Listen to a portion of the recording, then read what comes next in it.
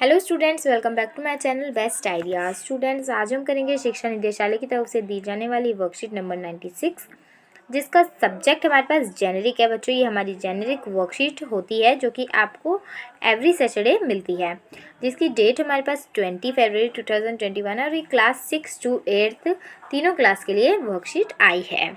ये बच्चों आपकी ना तो इंग्लिश मीडियम में आई है, ये जैसी आई है आपको सेम सारा ऐसे ही करना है, इसका कोई भी इंग्लिश मीडियम में नहीं है।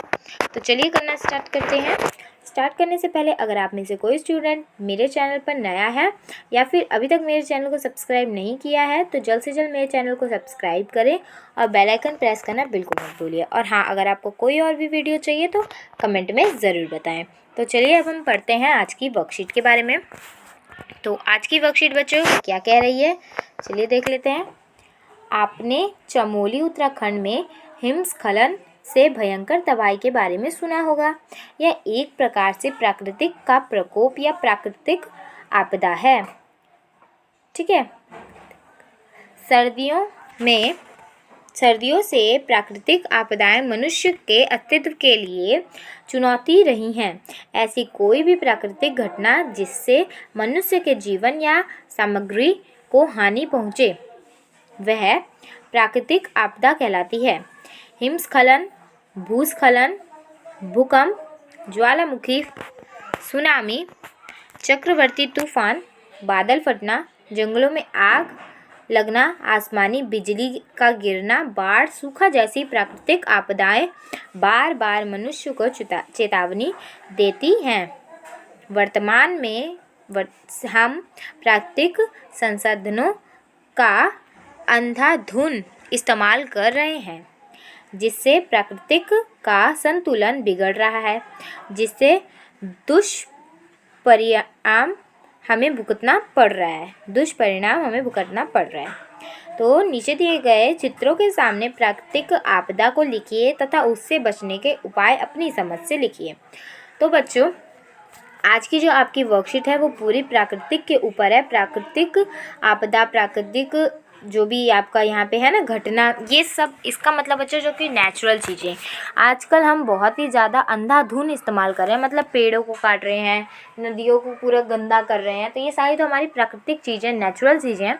तो ये हमें जो बड़ी बड़ी सी सुनामी, भयंकर तबाहियाँ आती रहती हैं इसी कारण कि जब हम नदी में से पूरा पानी सूख जाता है तो वो पूरा सूखा पड़ जाता है। ठीक है, अब पेड़ काट लेंगे तो हम पॉल्यूशन बहुत हो जाता है, तो अलग अलग बीमारी हम होने लग जाती हैं। तो वैसे ही कुछ बीमारियाँ जैसे यहाँ पे दी गई हैं बीमारियाँ, हिमस्खलन, भूस्खलन, भूकंप, ज्वालामुखी फटना, सुनामी, चक्रवाती तूफान, बादल फटना, जंगलों में आग लगना, आसमानी बिजली का गिरना, बाढ़, सूखा जैसी। तो अब बच्चों, जंगलों में आग क्यों लगती है? जब हम पेड़ों को पानी नहीं देते हैं, उनके पत्ते सूख जाते हैं और ज़रा सी अगर आग कहीं पे भी लगी तो वो पूरे जंगल में आग लग जाती है। तो यही हमारी प्राकृतिक आपदाएं हैं, जैसे हमने ये सारा पढ़ा ना, हिमस्खलन से लेकर पूरा सूखा पड़ने तक का।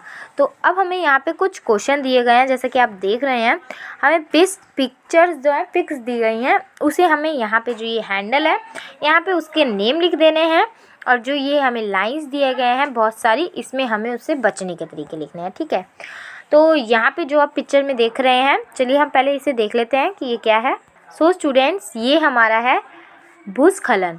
भूस्खलन में बच्चों क्या होता है, जो मिट्टी होती है वो सड़ जाती है और बहुत ही ज़्यादा उड़ने लग जाती है। ठीक है, तो फर्स्ट पिक्चर जो हमारी ये है भूस्खलन।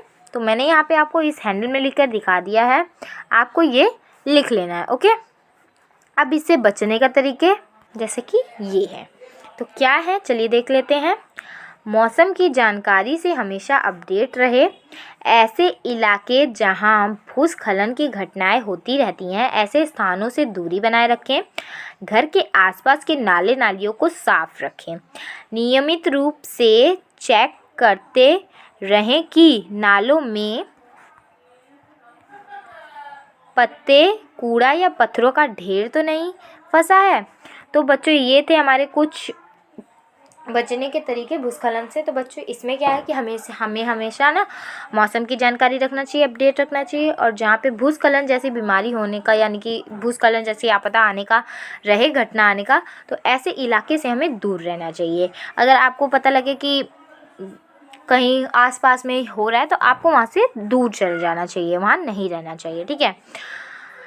घर के आसपास के नाला नालियों को साफ़ रखें, जो कि नाला नाली यानी कि ड्रेन्स, जिसे हम इंग्लिश में ड्रेन्स बोलते हैं, तो इन्हें साफ़ रखें, क्योंकि अगर इनमें कूड़ा फंस जाएगा तो ही जो अंदर की मिट्टी होती है वो सड़ जाएगी और फिर हमारे पास जो हमारे इलाका है, जो स्टेट है हमारा, उसमें भूस्खलन होने की आपदा आ जाएगी, ठीक है। उसके बाद क्या है, नियमित रूप से चेक करते रहें कि नालों में पत्ते, कूड़ा या पत्थरों का ढेर तो नहीं है। तो कहीं नालों में बहुत सारा पत्ता या पत्थर या कूड़ा तो नहीं डाल दिया किसी ने, तो ये सारा चेक करते रहें और अगर ऐसा है तो उसको जल्द से जल्द साफ़ रखें। तो ये थे हमारे कुछ भूस्खलन से बचने की तरीके। चलिए अब नेक्स्ट देखते हैं। सो स्टूडेंट्स, नेक्स्ट है हमारा सुनामी। सुनामी में बच्चों, जैसा आप इस पिक्चर में देख रहे हैं, इस पिक्चर में कि ये बहुत बड़ी बड़ी लहरें आ रही हैं। बहुत बड़ी बड़ी लहरें जब उठती हैं तो उसे हम सुनामी बोलते हैं। तो ये हम इसके बचने के तरीके देख लेते हैं। तो आपको क्या करना है, ये जो आपको हैंडल दिया गया है, आपको पहले ये सारा ड्रॉ कर लेना है और जो आपको ये हैंडल दिया गया है इसमें आपको पहले सुनामी राइट कर लेना है और इससे बचने के तरीके तो ये हैं बच्चों।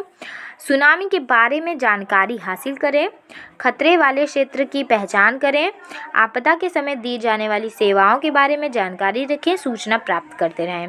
तो बच्चों आपको कुछ यही सारा जो है वो सारा कर लेना चाहिए।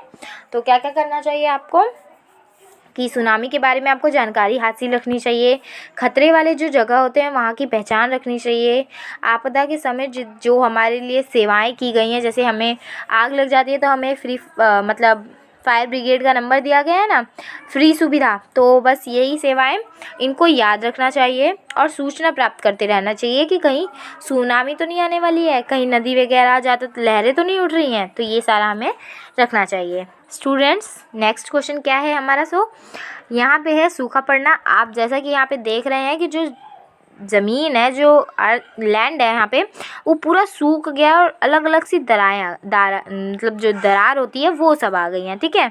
तो ये हमारा सूखा पड़ जाना होता है। इसके लिए हमें क्या क्या करना चाहिए, चलिए देखते हैं।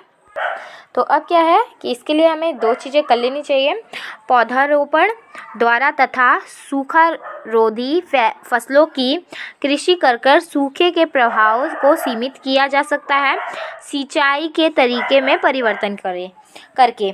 तो क्या है बच्चों की जो पौधारोपण होता है, तो यहाँ पे हम पौधे लगा सकते हैं, जिससे क्या है कि पानी जो है तो ये सूखा जो पड़ा है वो ना रहे और सूखा प्रभाव जो है सीमित ना कर सके। और सिंचाई जब हम करते हैं, जो हम पौधों को पानी देते हैं उसे हम सिंचाई कहते हैं ना, तो वो उसका हमें खास ध्यान रखना चाहिए, उसमें हमें परिवर्तन करना चाहिए। अगर हम ऐसी सिंचाई कर रहे हैं और ज़मीन सूखी पड़ रही है तो मतलब हमारी जो सिंचाई है उसमें कमी आ रही है, तो हमें उसमें परिवर्तन लाना चाहिए। Okay students.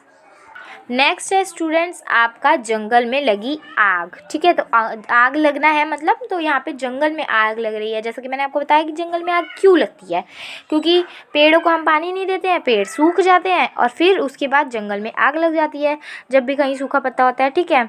तो इसे हम क्या करेंगे, तो इसका नाम है जंगल में लगी आग, यानी कि आग लगना, आप ये भी लिख सकते हैं। तो चलिए देखते हैं इससे बचने के तरीके कि इससे हम कैसे कैसे बच सकते हैं, ठीक है स्टूडेंट्स। आइए देखते हैं।